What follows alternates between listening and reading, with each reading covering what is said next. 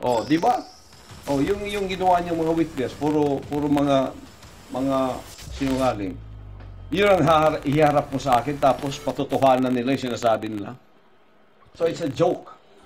Kaya hinamon ko siya, 17 ang hamon ko sa iyo, 17 conditions. Harapin mo yan. Kung di mo maharap yan, magdebate tayo yung dalawa. Wala dyan sa iyong court. Ang court mo kasi, nakatali ang kamay ng tao dyan eh.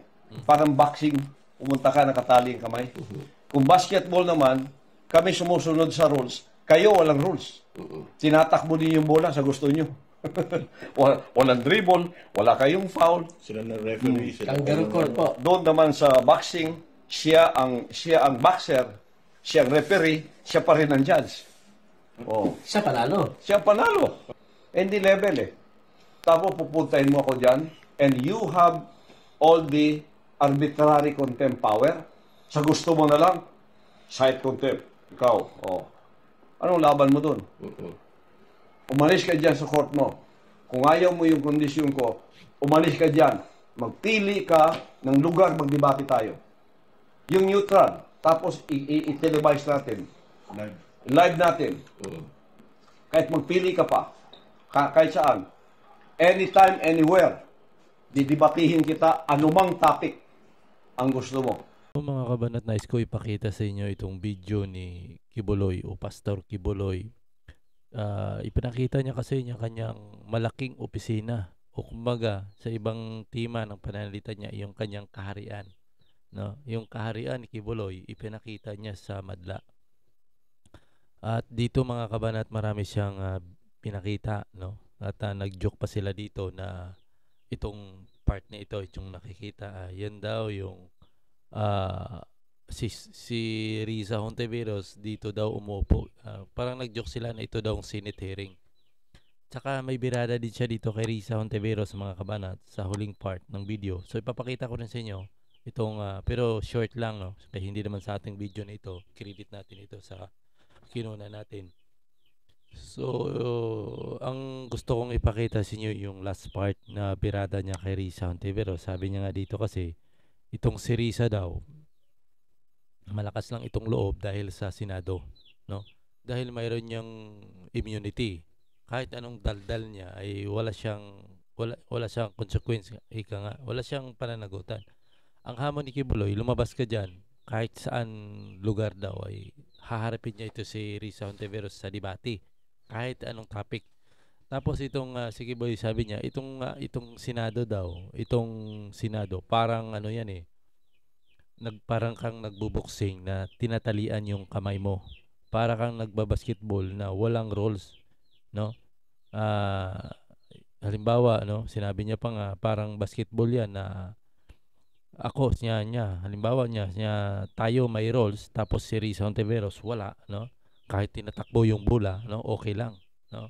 Ibig sabihin, kapag nasa Senado ka, kahit anong gusto nila, no? Halimbawa, kung hindi niya magustuhan yung sabi ni Kibuloy, kung hindi magustuhan ni Riza Hontiveros yung pananagot mo, sagot mo, pwede kang i-contempt, no? Kasi alam niyo na natin yung Senado, mga kabanat, talagang pagdating sa hearing, hindi talaga makatarungan. Kasi parang one-sided eh. Nag-hearing sila kapag yung nagsasalita ka na hindi pabor sa kanila, tapos ka. Iko-contempt ka talaga.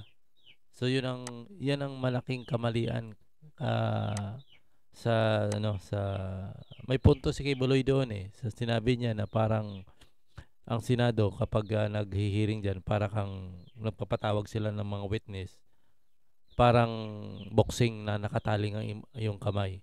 Tinatalian ka, sinusuntok-suntok ka, tila nga hindi ka makasagot diyan eh, di ba? Minsan yes or no na lang yung isasagot mo at minsan ay sinisigawan ka pa diyan. So gusto ko ito, papanood ko na sa inyo itong video.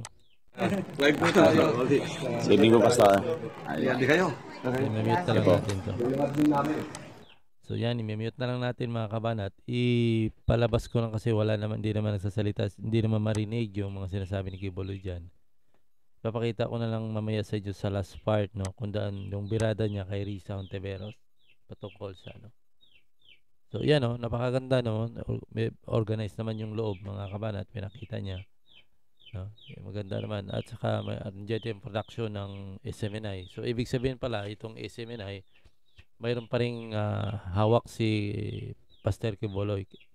So, in short, no, nasa kamay pa rin niya yung kapangyarihan, no, ng SMNI. Ito, post-management ito. So ito naman, ito yung nagte-televise. Sabi niya dito ay 24 hours, no. Ito yung nakakaano. Ito kita nyo ay kumakanta sila ng kagaya ng kinanta ni Attorney Vic Rodriguez nung dumalo sa prayer rally. Ito yung kinanta. So ito palang ano ni Pastor Quiboloy, no. Itong kanyang baga tawag natin organization ay halo ito, no. Mayroong parang nakikialam, no. Makakialam ito sa pati sa ano sa gobyerno ay ito ay may ano siya, may participation. Kaya kasi, di ba? Sa huli ay maano natin dito kung ano ba talaga yung ano niya. So, skip na natin 'yan mga kabanat. Pupunta tayo sa pinaka main ano natin kung saan ito yung gusto kong ipapakita sa inyo, yung birada niya. So, skip na lang natin dito. Punta na tayo dito mga kabanat. At i-on na natin yung audio. Ilagay sa aming mga batas, no, yung laws ng kingdom. So, dito ginagawa lahat. Pwede po kayo dito magdebate.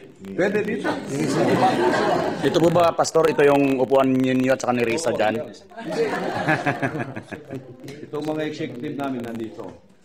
Yung aming executive secretary. May ano yan, no? Gabel. So, Ayun, may pamukpo. formal ang meeting. Pag open, formal meeting. Parang Robert Rules of Order. Kasi dinodocument lahat yun eh. Then pinapasa sa SEC. O ganun ka-organize yung ano namin dito. Mr. Chair. Nakita po ako Mr. Chair. Si Risa Hontiveros nandiyo. Sino mas doon? Si yung kaibigan natin. Dagang salamat. Dagang salamat. Imbitahan ko siya dito eh. Mr. Chair, dagang salamat kayo. May pag-uusapan kaming magandang batas. Yan. Na dapat kung may asawa ka, huwag ka naman po sa iba. So, ito mga kabanat, lilipat tayo dito. Ito skip na ako diyan kasi ito mga ano naman to, hindi naman tong gusto ko ipakita. Ito yung mga record ng mga kumbaga yung mga miyembro ni Quiboloy. Itong book na ito. Maraming libro yan ang record. So, punta tayo dito sa pinaka-event, no? Ito. Alphabetical siya. Oo. Mayroong mga hard copies to. Meron ding Message ko. Ito. From the beginning. Ito yung Ganito ka-organize kami. Ito po ang mga files. Nakita niya si Duterte doon, si Sara. Ito. Ito gusto ko kasi itong si Rene, isa sa mga testigo, alias Rene, na ito, may siniwalat dito si Quiboloy. Mga kababayan ha. Ayan no, ito po ang mga files. Lahat ng mga active at saka yung mga umalis na. Yung naka-release doon sa mga box na yun. No? Ayun, yun. Sa dulo pala, yung mga na-release na. Yung record ni alias Rene, 2021 siya nag-back out as a worker. Nakita niya si Duterte doon, si Sara. 2023 pumunta si Duterte doon. Pero wala si Sara. Never once si Sara pumunta sa Glory Mountain. Sinungaling. Tingnan ninyo. Pag yung isa mong witness nagsinungaling, sinungaling na lahat yan. Ayan. A poison apple tree produces poison apples. Di ba? Yung ginawa niyang mga witness, puro mga sinungaling. Yun ang iharap mo sa akin, tapos patutuhanan nila yung sinasabi nila. So it's a joke. Kaya hinamon ko siya, 17 ang hamon ko sa iyo, 17 conditions. Harapin mo yan. Kung di mo maharap yan, magdebate tayo yung dalawa. Wala dyan sa iyong court. Ang court mo kasi, nakatali ang kamay ng tao dyan eh.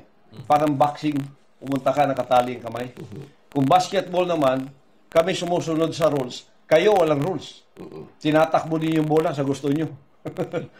Walang dribble, wala kayong foul. sila na referee. Sila Kangaroo court po. Doon naman sa boxing, siya ang boxer, siya ang referee, siya pa rin ang judge.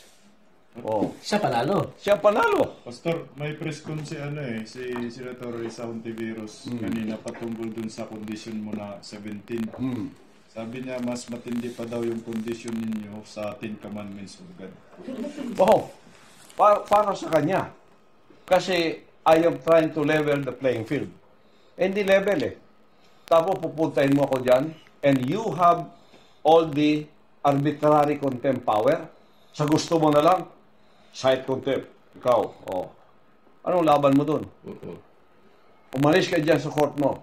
Kung ayaw mo yung kondisyon ko, umalis ka dyan. Magpili ka ng lugar, magdebate tayo. Yung neutral, tapos i-televise natin. Live natin. Kahit magpili ka pa, kahit saan. Anytime, anywhere. Didebatihin kita anumang topic ang gusto mo. Ako ayoko pinipilit. Ayoko yung tinatakot ako. Tama po. Kaya inaway ko itong NPA eh. Kaya inaway ko itong gobyerno ito. Mafia eh. Namimilit eh. Nananakot, namimilit. Oh, sinabi ko sa mga NPA doon sa bukid sa Glory Mountain. Ginagaya ninyo ako sa iba na paluluhurin, tapos ilalagay niyo yung baril dito. Naku, huwag yung gawin yan. Magkakamatayan tayo. I will never kneel to someone like that. Hindi mo ako tatakutin na ganyan tao. Ito po mga editors natin, sir. Evangelist and this.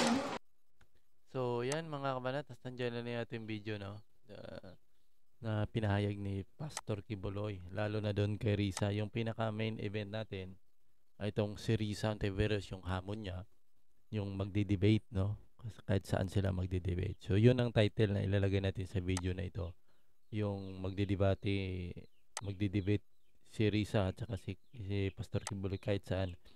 Medyo sa pahayag ni Pastor Quiboloy patungkol kay Risa na ang pamamalakad ng hearing dyan sa Senado, agree ako sa kanya na talagang pagka nagdebate ka sa, kumbaga yung pinatawag ka sa Senado, no? Makikita natin yung roles talaga ng mga chairman. Kumbaga si Risa kasing chairman kumbaga siya yung pinaka-judge sa hearing na yon. So kung kahit anong gusto ni Risa ay masusunod diyan. Kapag halimbawa nagsagot ka na hindi sang-ayon sa kanya, kasi itong si Risa, itong mga senador, mapa-senado, mapa-kongreso, kapag nagsalita ka diyan, kapag yung sinagot mo ay hindi pabor sa kanila, palalabasin niya na hindi totoo, nagsisinungaling ka at maaari ka i-condemn. Kasi ang mga na yan, mga congressman, senador, sa hearing nila, gusto nila kasi, ang lalabas ay sang-ayon sa kanila. Gusto nila kasi sasabihin mo, pabor sa kanila, mga kabanat.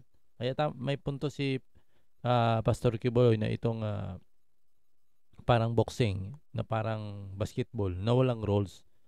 Pero sila, open sila. Ibig sabihin, yung sila ni Risa at itong ilang mga congressman, walang rules. Samantala yung pinatawag nila ay grabe katakot-takot na rules, 'di ba? Bawal ka magsalita diyan 'di ba?